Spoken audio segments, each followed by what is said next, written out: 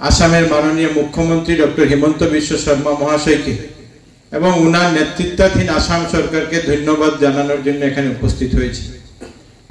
এই এলাকার বিধায়ক হিসাবে আমিও আপনাদের সঙ্গে সামিল হয়ে মাননীয় মুখ্যমন্ত্রী মহাশয় গত 23 ফেব্রুয়ারি যে ঐতিহাসিক সিদ্ধান্ত নিয়েছেন, এই জন্য আমিও আপনাদের সঙ্গে মাননীয় মুখ্যমন্ত্রী মহাশয়কে আমি ধন্যবাদ, কৃতজ্ঞতা ও অভিনন্দন জানাচ্ছি।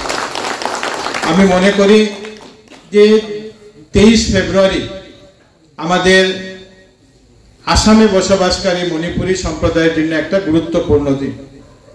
আপনাদের দীর্ঘদিনে একটা দাবি ছিল যে এখানে অ্যাসোসিয়েট অফিসিয়াল ল্যাঙ্গুয়েজ মণিপুরী ভাষাকে করা হোক। আর আমি মুখ্যমন্ত্রীর সঙ্গে যখনই দেখা হয়েছিল, মুখ্যমন্ত্রী আমাকে বলেছিল যে 2024-এ আমরা এই কাজকে আমরা সম্পূর্ণ করব। এবং মুখ্যমন্ত্রী মহাশয় এই কথা শোনার পরে আমার বিশ্বাস ছিল যে মুখ্যমন্ত্রী মহাশয় যে কথা দেন, যে আশ্বাস দেন, সেই আশ্বাসকে উনি পূরণ করেন। ওনার যে কমিটমেন্ট, সেই কমিটমেন্টকে উনি পূর্ণ করেন। 23 তারিখে এই বিল পাস হয়েছে। উনি মুখ্যমন্ত্রী এখানে ছিলেন না, উনি আগের দিন ডিব্রুগড় থেকে আসার পর উনি বললেন যে উনি রাত্রেবেলা প্রায় 1টা-1.5টার সময় ওনার সঙ্গে উনি ফোন করেছিলেন এবং বললেন যে আমরা আগামীকালকে চিন্তা করছি এই যে এই প্রস্তাবটাকে আমরা ক্যাবিনেটে নিয়ে আসবো। আমি ওনাকে সঙ্গে সঙ্গে ধন্যবাদ দিই, কিন্তু উনি আমাকে বললেন যে আপনি কেউকে ধন্যবাদ এখন জানানোর প্রয়োজন নেই, আমরা ক্যাবিনেট ডিসিশনের পরে আমরা এই ধন্যবাদ দেব। সেদিন আসামে 8টি কার্যসূচি ছিল, এজেন্ডা ছিল, কিন্তু পরবর্তীতে 28টি কার্যসূচি সেখানে অন্তর্ভুক্ত করে। এবং মুখ্যমন্ত্রী মহাশয় এদিন ধেমাজিতে ওনার সভা ছিল, লক্ষিমপুরে ওনার সভা ছিল, সেখান থেকে এসে ক্যাবিনেট মিটিং করলেন। ক্যাবিনেট মিটিং প্রায় রাত্রে 10টা সাড়ে 10টার পরে পর্যন্ত চলে। তারপরে উনি ওনার পক্ষ থেকে, আসাম সরকারের পক্ষ থেকে জয়ন্ত মল্ল বড়ুয়া, যিনি আমাদের আসামের গার্জিয়ান মিনিস্টার, উনি এই যে আমাদের অফিসিয়াল অ্যাসোসিয়েট ল্যাঙ্গুয়েজ সেটা উনি ঘোষণা করলেন। আপনারা একটা জিনিস লক্ষ্য করবেন যে আপনারা যখন এই আন্দোলন করছিলেন, আপনারা যখন এই দাবি সরকারকে দিয়েছিলেন, আপনাদের দাবি ছিল কিন্তু বরাক উপত্যকা, কিন্তু মুখ্যমন্ত্রী মহাশয় উনার নজরে পুরো আসাম আছে। উনি যখন দেখলেন যে বরাক উপত্যকায় যেভাবে মণিপুরী মানুষরা আছেন, সেই হিসাবে আমাদের হুজাই জেলাতেও আছেন, এই জন্য হুজাইকেও এটার মধ্যে অন্তর্ভুক্ত করা হয়েছে, যেটা শুধু বরাক উপত্যকার জন্য নয়, হুজাই সহ বাকি যে আসামের যে 4 জেলা, এই 4 জেলার জন্য করা হয়েছে। এটা বিল আমাদের এটা অ্যাসেম্বলিতে আসবে, আগামী দিনে ক্যাবিনেট ডিসিশন হওয়ার পরে এটা রাষ্ট্রপতির কাছে যাবে, আবার নতুনভাবে এটা আবার আগামী যে সেশন, সেই সেশনে আবার এটা বিধানসভাতে পেশ হবে এবং বিধানসভাতে পেশ হয়ে পাস হয়ে যাওয়ার পরে এটা আইন হিসাবে পরিণত হবে। এবং তারপর থেকে আমরা সবাই অফিসিয়াল অ্যাসোসিয়েট ল্যাঙ্গুয়েজের যে হওয়ার পরে যে কি কাজ হবে, কি আমরা উপকৃত হবে, যে কথা একটু আগে আমাদের এখানে কমলাকান্ত স্যার বলেছেন, সেইগুলা কাজকে আমরা করতে পারবো। এবং সেই জন্য আমি আপনাদের সবাইকে আমি ধন্যবাদ জানাচ্ছি, কৃতজ্ঞতা জানাচ্ছি, যে আপনারা অভিনন্দন জানাচ্ছি যে আপনারা আপনাদের এই দাবিকে সরকারের কাছ থেকে, আপনারা সরকারের দাবি আপনাদেরকে মেনে এই সমাজকে, যে মাননীয় প্রধানমন্ত্রী নরেন্দ্র মোদীজির যে সংকল্প, মোদীজির যে ওনার যে মন্ত্র, যে সবকা সাথ সবকা বিকাশ, এই যে কথা ওনার এই যে মন্ত্র, সেই মন্ত্রকে আসাম সরকার, ভারতীয় জনতা পার্টি সরকার সেটাকে অক্ষরে অক্ষরে পূর্ণ করেছে। আমরা অনেক সময় ভাবি যে বিভিন্ন সরকার, বিভিন্ন রাজনৈতিক দল যে ভোট ব্যাংক তৈরি করার জন্য অনেক সময় অনেকগুলো কাজ করে, যে ভোট ব্যাংক, এটা আমার এই কাজ করলে আমাদের এই ভোট ব্যাংক হবে, এই কাজ করলে এই ভোট ব্যাংক হবে।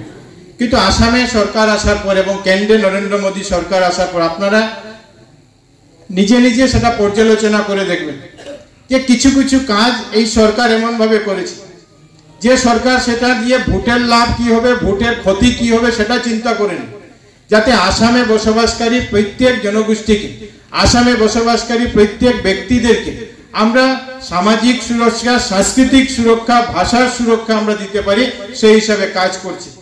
আমি যখন বিধায়ক নির্বাচিত হয়েছিলাম, এর ঠিক আগে আমার কাছে খাসি জয়ন্তিয়া বরাক ভ্যালির তারা লোকেরা এসেছিল এবং তারা লোকে সেই সময় আসামের মুখ্যমন্ত্রী সর্বানন্দ সোনোয়াল মহাশয় ছিলেন।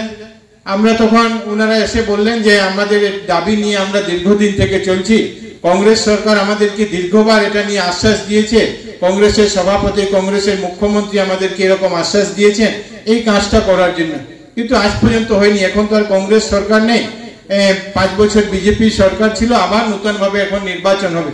আর ঠিক এটা আপনাদেরকে আমি বলছি যে গত বছরের 1 মার্চ 2016 সালে নির্বাচন ঘোষণা হয়েছে। তারা 7-8 দিন আগে আমার কাছে এসেছিলেন।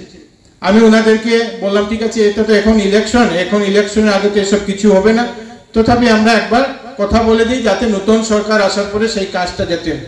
আমি জেলা সভাপতি ছিলাম, সঙ্গে সঙ্গে নিয়ে গুয়াহাটিতে প্রদেশের সভাপতি রঞ্জিত দাস মহাশয়ের কাছে আমি গিয়েছিলাম এবং রঞ্জিত দাস আমাকে নিয়ে ডক্টর হিমন্ত বিশ্ব শর্মার সঙ্গে দেখা করালেন যে এরকম এরকম এই বিষয় আছে, যে এই বিষয়টা আমাদের এখানে করা দরকার। যে ডেভেলপমেন্ট কাউন্সিল, খাসি জয়ন্তিয়া ডেভেলপমেন্ট কাউন্সিল, খাসি জয়ন্তিয়া খুব বেশি লোক নেই, কিন্তু বরাক উপত্যকায় খাসি জয়ন্তিয়া যে এটা ভোট ব্যাংক তৈরি করার জন্য, এটা যে আমাদের খুব বেশি লোকরা আছেন করে দেওয়ার পরে যে বিজেপির কিছু লাভ হয়ে যাবে, এবং খাসিদের মধ্যে হিন্দু আছেন, খ্রিস্টানও আছেন, কিন্তু জাতি হিসাবে তারা এই ডিমান্ড করেছে। এবং আপনাদেরকে জানাতে অত্যন্ত আনন্দ লাগে যে এটা ক্যাবিনেট ডিসিশনের প্রয়োজন ছিল না, সরকার সঙ্গে সঙ্গে মাননীয় মুখ্যমন্ত্রী, আজকের দিনে মুখ্যমন্ত্রী তৎকালীন মুখ্যমন্ত্রীকে অনুরোধ করলেন যেটা সেই ডিপার্টমেন্টকে দিয়ে যাতে আমরা সঙ্গে সঙ্গে করতে পারি। আর আপনারা জানেন যে সেদিন বিকালবেলা 4টার সময় ইলেকশন কমিশন নোটিফিকেশন জারি করেছিল 1 মার্চ, আর সেই দিনে 3টার সময় খাসি জয়ন্তীরা গুয়াহাটি থেকে আমাকে ফোন করে জানালেন যে আমাদের সেই কাজ আমাদের হয়ে গেছে। এই যে কথা দেওয়া বা আশ্বাস দেওয়া, শুধু আশ্বাস দিয়ে ভোট ব্যাংক তৈরি করার কাজ ভারতীয় জনতা পার্টি করেন। এই জন্য আপনাদেরকে আমি অনেকবার বলেছি, আজকের দিনে আমি আপনাদেরকে বলছি, নির্বাচনের সময় বলেছি যে আপনারা বিশ্বাস রাখুন এই সরকারের প্রতি। আমি নির্বাচনের সময় বলেছি, আজকের দিনে বলছি যে আমি লক্ষ্মীপুর এমন এক সমষ্টি, যে সমষ্টি এক জাতি এক ভাষার না। কেউ বলতে পারবে না যে লক্ষ্মীপুর সমষ্টি মানে অমুক জাতি অমুক ভাষায়, এইরকম অন্য বিধানসভার মতো লক্ষ্মীপুর না। লক্ষ্মীপুরে যদি উন্নয়ন করতে হবে, এখানকার বাগানের উন্নয়ন করতে হবে, হিন্দিভাষী আছেন, মণিপুরি ভাষী আছেন, বাঙালি আছেন, এখানে অনেক মার আছেন, অনেক ডিমাচা আছেন, অনেক রংমাই আছেন, খাসি আছেন, জয়ন্তী আছেন, চিরু থেকে শুরু করে বিভিন্ন জাতি ভাষা প্রত্যেক ধর্মের লোকরা আছেন। এই জন্য আমরা অনেক সময় দেখা যায় আমরা কি করি, অনেক সময় আমরা নিজেদের যতটা ভালো করার চেষ্টা করি, আমরা অন্যদেরকে ক্ষতি করার চেষ্টা করি। না, আমার ভাষা বড়, অমুকের ভাষাকে আমি গুরুত্ব দেব না। আমরা সবাই জানি, আর এটা আমরা মেনে চলি যে প্রত্যেকের মাতৃভাষা নিজের কাছে মাতৃদুগ্ধ সম। আমার ভাষা আমার মাতৃদুগ্ধ সম। আমি যে ভাষাভাষীর হই না কেন, আমার ভাষা আমার কাছে অত্যন্ত গুরুত্বপূর্ণ। এর মানে এটা নয় যে আমি অন্য মাকে যদি মা বলি এর মানে আমার মা ছোট হয়ে যাবে, এরকম না। আমরা সবাইকে যাতে সম্মান, আমরা যাতে সবাইকে সমভাব নিয়ে আমরা চলতে পারি। আজকের দিনে আমাকে অত্যন্ত আনন্দ এর জন্য লাগছে যে আমরা অনেকবার অনেক মণিপুরি ডেলিগেশনের সঙ্গে আমাদের দেখা হয়েছে। অনেকে এই কথা বলেছেন, অনেকে এই কথা বলেছেন, অনেকে এরকম কথা বলেছেন, কিন্তু আজকের দিনে মাননীয় মুখ্যমন্ত্রী মহাশয় এই সিদ্ধান্তে মুখ্যমন্ত্রীকে ধন্যবাদ জানানোর জন্য আপনারা যারা এখানে সবাই উপস্থিত হয়েছেন, আমি দেখেছি প্রত্যেকটা সংগঠন এই সরকারের এই সিদ্ধান্তকে স্বাগত জানিয়ে আজকে আপনারা এখানে উপস্থিত হয়েছে। আমরা অনেক সময় দেখি যে কেউ আমাদের অনেকের মধ্যে অনেক রকমের ডিফারেন্স থাকে যে না এটা এরকম, এইটা ওই অর্গানাইজেশন চাইছে, এটা ওই অর্গানাইজেশন চাইছে, কিন্তু আজকের দিনে আপনারা সবাই এই সিদ্ধান্তের সঙ্গে একমত হয়ে আপনারা আজকের দিনে মুখ্যমন্ত্রীকে ধন্যবাদ জানানোর জন্য এসেছেন। এবং আমি মনে করি আপনারা এভাবে প্রয়াস যদি থাকে, আপনারা আপনাদের ভাষা সংস্কৃতি কালচারকে আপনারা দীর্ঘদিন এগিয়ে নিয়ে যাবেন, এটাকে সংরক্ষিত করে এটাকে আমরা আমাদের আগামী প্রজন্মের কাছে দিতে পারবো। আমি সবসময় বলি যে আমাদের ছেলেমেয়েরা বাংলা হোক, হিন্দি হোক, মণিপুরি হোক, বিভিন্ন ভাষা জানে, আমরা আমাদের ছেলে মেয়েদেরকে সেই পড়াশোনার জ্ঞান যাতে আমরা দিতে পারি। আমরা মণিপুরি হই, আমরা বাঙালি হই, অনেকে আছেন যারা নিজের মাতৃভাষা সেই ভাষাতে পড়তে পারেন না। আমরা অনেকেই দেখি, শুধু এটা মণিপুরির কথা না, বাংলা বলুন, হিন্দিভাষী বলুন, অনেক লোকরা আছে যারা নিজের ভাষা নিজে পড়তে পারেন না। হয়তো বাড়িতে আলোচনায় সেটা করতে পারে, কিন্তু আজকের দিনে অনেকে একটা নিজেকে আধুনিক নিজেকে তৈরি করতে গিয়ে নিজের ভাষাও কথা বলেন না বাড়িতে, ছেলে মেয়েদের সঙ্গে জন্ম হওয়ার পর থেকে ইংলিশে কথা বলেন। যে ওনারা ভাবেন যে আমার ছেলে মেয়ে যদি ইংলিশ খুব বেশি ভালো বলতে পারে আমার ছেলে অনেক আধুনিক হবে, অনেক স্মার্ট হবে, অনেক মানে ভালো হবে। কিন্তু নিজের ছেলে মেয়েদেরকে আমরা ইংলিশ পড়াই, যে কোনো ভাষা পড়াই, কিন্তু নিজের ভাষাকে যাতে আমরা শিক্ষিত করতে পারি, নিজের ভাষায় চর্চা যাতে বাড়িতে রাখতে পারি, পড়াশোনা এগিয়ে নিতে পারি, সেই চেষ্টা আপনারা সবাই করবেন। আমাদের মাননীয় মুখ্যমন্ত্রী ডক্টর হিমন্ত বিশ্ব শর্মা মহাশয় আগামী 1 মার্চ, আগামী পরশুদিন উনি লক্ষ্মীপুরে আসবেন। আমাদের জন্য অত্যন্ত আনন্দের বিষয় যে মাননীয় মুখ্যমন্ত্রী মহাশয় লক্ষ্মীপুরে উনি এখানে আসছেন। এবং কিসের জন্য আসবেন? উনি লাভক মাঠে সেখানে একটা অনুষ্ঠান, সরকারি সভা, জনসভার এখানে ব্যবস্থা করা হয়েছে। সেই জনসভাতে মুখ্যমন্ত্রী এসে এখানে আমরা প্ল্যান নিয়েছি প্রায় 35 থেকে 40 হাজার লোককে আমরা সেখানে জমায়েত করব। আর এর জন্য জমায়েত করব যে মুখ্যমন্ত্রী মহাশয় এখান থেকে প্রায় 600 কোটি টাকা উনি শিলচরে আসবেন। শিলচরে আসার পরে উনি শিলচর মেডিকেল কলেজ ক্যাম্পাসে জলের একটা প্রকল্প হয়েছে, অমৃতের মাধ্যমে একটা জলের প্রকল্প হয়েছে 177 কোটি টাকা, সেটার উনি শিলান্যাস করবেন। সেখানে অমৃতের আরেকটা প্রজেক্ট আছে প্রায় 35 কোটি টাকার, সেটার উনি অমৃতের প্রজেক্টের উদ্বোধন করবেন, যেটা কমপ্লিট হয়ে গেছে, পাইপলাইনে বাড়িতে বাড়িতে জল দেওয়া। 35 কোটি টাকার একটা নতুন সেকেন্ড প্ল্যান যেটা ফেজ 2, সেটার উনি শিলান্যাস করবেন। এবং এরপরে মেডিকেল কলেজ ক্যাম্পাসে 235 কোটি টাকা দিয়ে আসাম সরকার এবং টাটা কেয়ারের মাধ্যমে শিলচর ক্যান্সার সেন্টার তৈরি করা হয়েছে, সেটার উনি উদ্বোধন করবেন। আমাদের জন্য অত্যন্ত আনন্দের বিষয় যে শিলচর ক্যান্সার সেন্টার যেটা এটা নির্মাণ হয়েছে টাটার সঙ্গে কোলাবোরেশন করে। আমরা অনেকে জানি যে আমরা ক্যান্সারের ট্রিটমেন্ট করার জন্য আমাদের এখানে কাছাড় ক্যান্সার হসপিটাল শুধু আছে, আমরা অনেকে বাইরে যাই, কেউ ভেলুর যাই, কেউ টাটাতে যাই, কিন্তু টাটা সমপর্যায়ের চিকিৎসা এখন আমরা শিলচরে লাভ করতে পারবো। এটা আমাদের জন্য অত্যন্ত আনন্দের বিষয়। এবং মাননীয় মুখ্যমন্ত্রী ডক্টর হিমন্ত বিশ্ব শর্মা মহাশয় মুখ্যমন্ত্রী হওয়ার পর উনি এই টাটা, আপনারা জানেন টাটা গ্রুপের যিনি চেয়ারম্যান রতন টাটা, উনিও গুয়াহাটিতে এসেছিলেন। উনার সঙ্গে মিলে আসামের বিভিন্ন জেলাতে টাটা কেয়ার সেন্টারে, টাটা ক্যান্সার সেন্টারে উনি শিলান্যাস করেছিলেন। কিছুটা কাজ ইতিমধ্যে সম্পূর্ণ হয়ে ভারতবর্ষের মাননীয় প্রধানমন্ত্রী মহাশয় সেটা উদ্বোধনও করেছেন। এবং এখানে আসার পর এই শিলচরের যে সেন্টার, শিলচরের সেন্টারটাও উদ্বোধন করা হবে, আমাদের জন্য অত্যন্ত আনন্দের বিষয়। এরপরে উনি করিমগঞ্জে যাবেন। করিমগঞ্জের মেডিকেল কলেজ জানেন, বরাক উপত্যকার সেকেন্ড মেডিকেল কলেজ যেটা রামকৃষ্ণনগরে নির্মাণ হতে চলছে, সেটার জন্য 578 কোটি টাকা একটা মেডিকেল কলেজের জন্য বরাদ্দ হয়েছে, সেটার উনি উদ্বোধন করবেন। এরপরে উনি লাভক মাঠে আসবেন। লাভক থেকে কাছাড় জেলা প্রায় 600 অধিক কোটি টাকা, 600 থেকে বেশি কোটি টাকা কিছু প্রকল্পের উনি শিলান্যাস, উদ্বোধন এবং ভূমি পূজনের কাজ করবেন। এবং আপনাদেরকে জানাতে অত্যন্ত আনন্দ লাগছে যে এই 600 কোটি টাকার মধ্যে শুধু লক্ষ্মীপুর বিধানসভার জন্য প্রায় 400 কোটি টাকার বেশি প্রজেক্টের মুখ্যমন্ত্রী মহাশয় এখানে শিলান্যাস করবেন।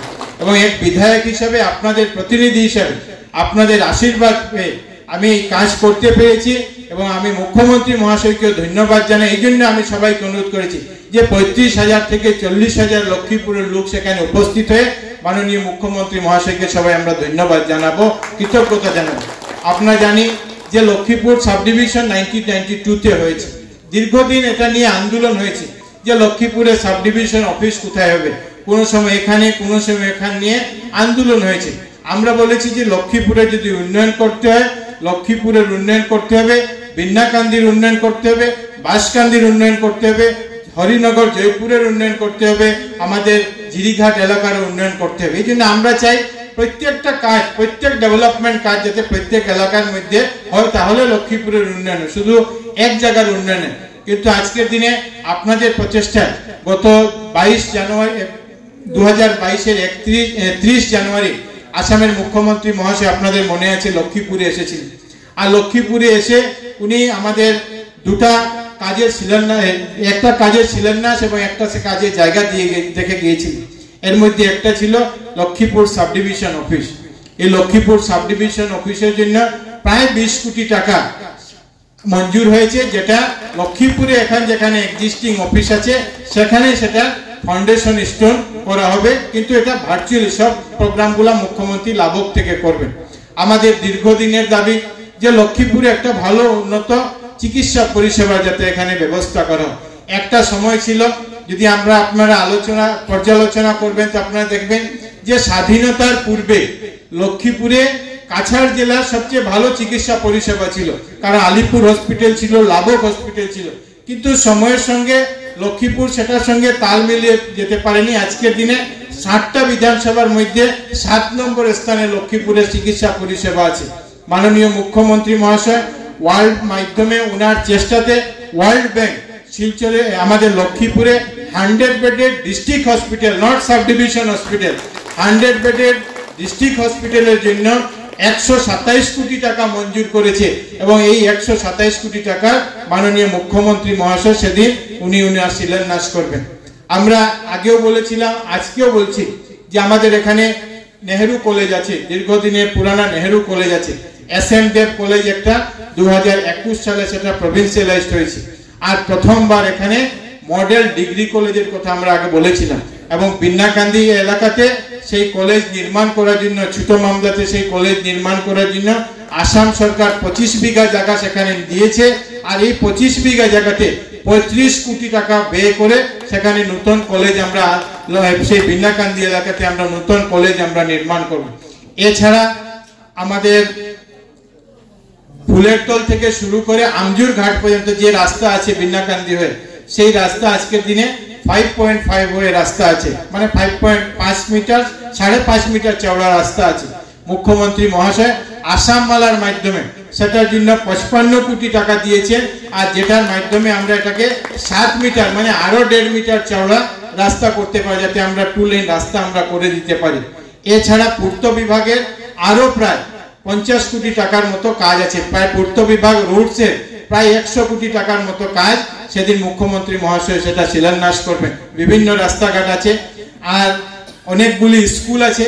আর্লি স্কুল আপনারা জানেন 7 কোটি টাকা নতুন বিল্ডিং এর জন্য পেয়েছে। আর্লি স্কুল ইতিমধ্যে 110 বছর পূর্ণ করেছে। আমাদের নেহেরু স্কুল 7 কোটি টাকা পেয়েছে।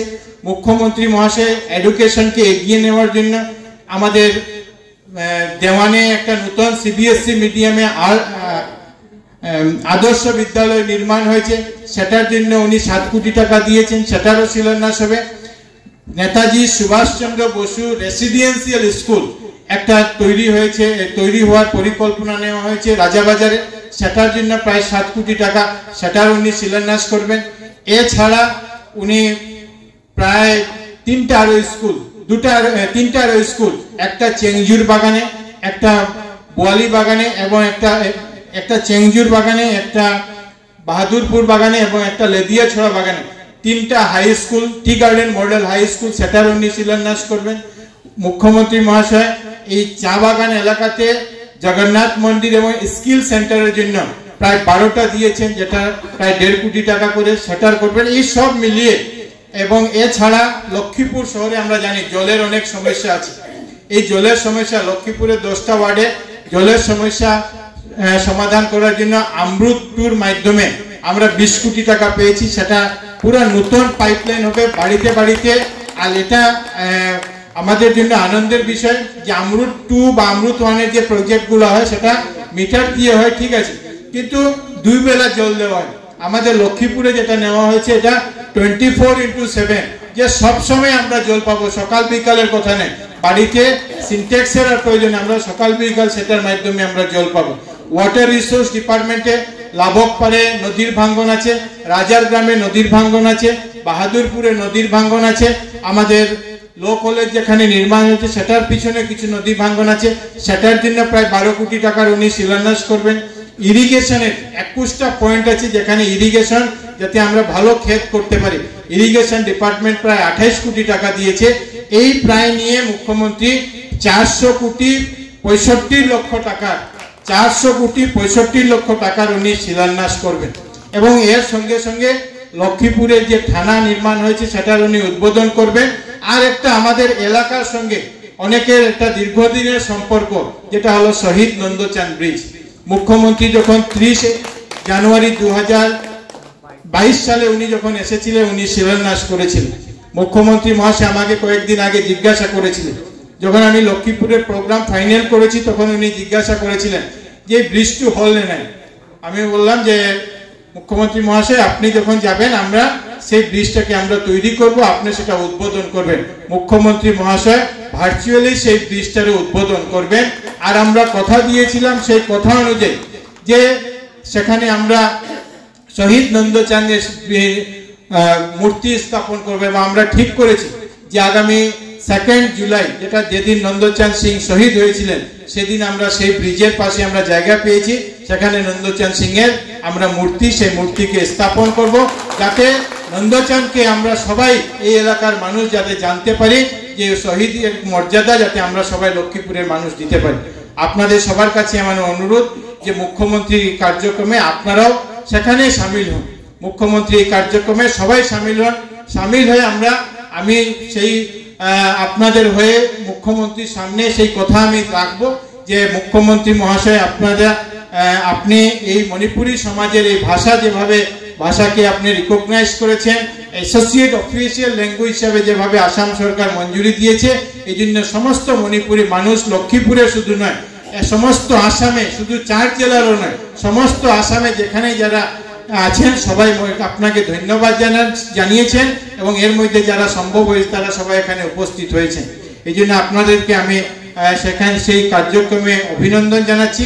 আর সবাই মিলে আমরা সমস্ত জাতি ভাষার মানুষ মিলে সবাই একে অপরের সঙ্গী হয়ে আমাদের জেলাকে আমাদের সমষ্টিকে এগিয়ে নিয়ে যেতে পারি এই অনুরোধ আপনাদের সবাইকে রাখছি। আর যেহেতু মুখ্যমন্ত্রী মহাশয় আগামী পরশুদিন আসছেন, এই জন্য অনেকগুলি কার্যক্রম আছে, অনেকগুলি ব্যবস্থা করার আছে, যেটা আমি বেশি সময় আপনাদেরকে নিচ্ছি না। আজকে আমাদের এখান থেকে বিভিন্ন জাতি ভাষা গোষ্ঠীর প্রায় 1300 লোক আজকে অযোধ্যার উদ্দেশ্যে রওনা হয়েছে। আমরা সেখানে গিয়েছিলাম, সেই অযোধ্যায় যারা যাত্রীরা এর জন্য আস্থা স্পেশাল ট্রেন একটা দেওয়া হয়েছে। প্রত্যেক বিধানসভা থেকে সেখানে লোক গেছেন, প্রত্যেক ভাষাভাষীর লোকরা সেখানে গেছেন। যে অযোধ্যাতে যে গত 22 জানুয়ারি প্রভু রামচন্দ্রের যেখানে মূর্তির উন্মোচন করা হয়েছে, মন্দিরের উদ্বোধন করা হয়েছে, সেখানে যাতে সমস্ত ভারতবর্ষের মানুষরা সেখানে উপস্থিত হতে পারে, এই জন্য আমাদেরও এই বরাক উপত্যকা থেকে 1300 লোককে নিয়ে 1300 দর্শনার্থীকে নিয়ে আজকে সেখানে আস্থা স্পেশাল ট্রেন সেই উদ্দেশ্যে রওনা হয়েছে। এই জন্য তাদের জন্য আমার সেখানে কার্যক্রমে গিয়েছিলাম, সেই জন্য আপনাদের এখানে আসতে দেরি হয়েছে। মুখ্যমন্ত্রী মহাশয়কে আমরা চাই যে আরো লক্ষ্মীপুরের জন্য কিছু বাকি কাজ আছে, সেই কাজগুলি আমরা যাতে করতে পারি। আমি বলেছিলাম যে প্রত্যেকটা কাজ যে প্রতিশ্রুতি 2021-এর নির্বাচনে আমি দিয়েছিলাম, প্রত্যেকটা প্রতিশ্রুতি 2024-এর মধ্যে আমরা পূর্ণ করব, যাতে 26-এ কেউ বলতে না পারেন যে আমরা এখানে বিধায়ক নির্বাচিত করেছিলাম, বিধায়ক প্রতিশ্রুতি দিয়েছিলেন, বিধায়ক প্রতিশ্রুতি রক্ষা করতে পারেনি। সিলঘাট ব্রিজ আপনারা জানেন যে সিলঘাট ব্রিজ মুখ্যমন্ত্রী মহাশয় ঘোষণা করেছে, আমরা নির্বাচনের সময় বলেছিলাম। আর সিলঘাট ব্রিজের জন্য ইতিমধ্যে 85 কোটি টাকা আসাম সরকার মঞ্জুর করেছে, সেটা অ্যাপ্রুভেলের জন্য সিআরএফ ফান্ডের অ্যাপ্রুভেলের জন্য দিল্লি পাঠানো হয়েছে। আমরা নতুনভাবে আরো কিছু প্রায় 200 কোটি টাকা আছে, যেটা এই 400-র মধ্যে আসেনি, আরো কিছু কাজ আমাদের এখানে। এর মধ্যে 85 কোটি টাকা এই ব্রিজের জন্য। আমাদের শিলচরে যে জেল আছে সেই জেল লক্ষ্মীপুরে আসবে এবং এটার জন্য লাভকে জায়গা দেওয়া হয়েছে। 109 কোটি টাকা দিয়ে সেই জেলের কাজ শেষ পর্যায়ে আছে, আরো 3 মাস পরে সেটা আমরা শুরু করব। একটা অত্যাধুনিক সার্কিট হাউস আপনারা জানেন বাজেটে ঘোষণা হয়েছে, একটা অত্যাধুনিক সার্কিট হাউস আমরা লক্ষ্মীপুরে ইতিমধ্যে আসাম সরকার মঞ্জুর হয়েছে। আমরা চাই যে আজকে যেভাবে আমরা সভা সমিতি এখানে ছোট হলের মধ্যে করতে চাইছি, আমরা লক্ষ্মীপুরে নতুন সেটার জন্য জায়গা বের করে রেখেছি। যে আমরা একটা ওই মুখ্যমন্ত্রীর কাছে আমি দাবি করেছি যে একটা অত্যাধুনিক আমরা সেখানে একটা যাতে রবীন্দ্র ভবন তৈরি করতে পারি, যার মাধ্যমে 1000 লোক বসে আমাদের কালচারের প্রোগ্রাম, বিভিন্ন প্রোগ্রাম যাতে আমরা সাংস্কৃতিক কার্যক্রমগুলি আমরা করতে পারি, এই দাবিও আমরা মুখ্যমন্ত্রীর কাছে দিয়েছি। তো এই কাজগুলি আগামী দিনে হবে। আপনাদের সবাইকে অভিনন্দন জানাই, সবার সাহায্য সহযোগিতা চাই। আপনাদের সবার মুখ্যমন্ত্রীর প্রতি, প্রধানমন্ত্রীর প্রতি আপনাদের সবার আশীর্বাদ চেয়ে আমার বক্তব্য শেষ করলাম। নমস্কার, ভারত মাতা কি জয়।